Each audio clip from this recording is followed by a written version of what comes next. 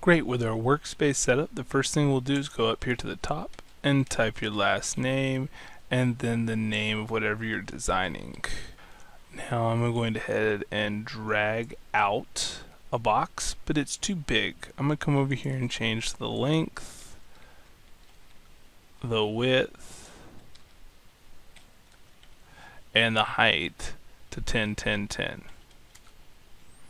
With that, you can click on it and you can go to the top left and duplicate or copy and paste, and it'll make a second one.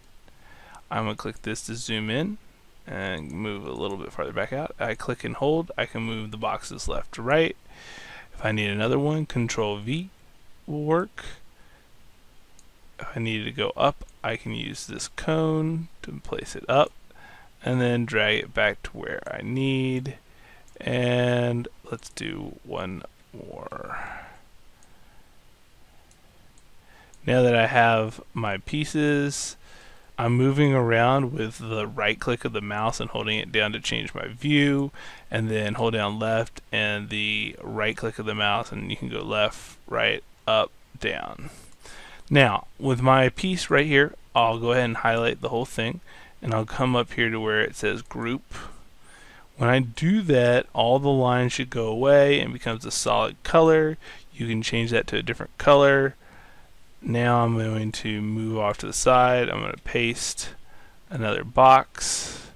Maybe this next one goes like this. I highlight them all. I make them a group. All the lines should go away, and I can change the color again. So now you're going to go through and you're going to make all your parts, and then you're going to group them to make a solid object.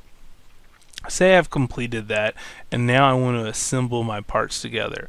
What I'm going to do is go to the top left, click on the tinkercad icon, find your design, and there'll be a cogwheel. You just move your mouse over, click on the cogwheel, and say duplicate.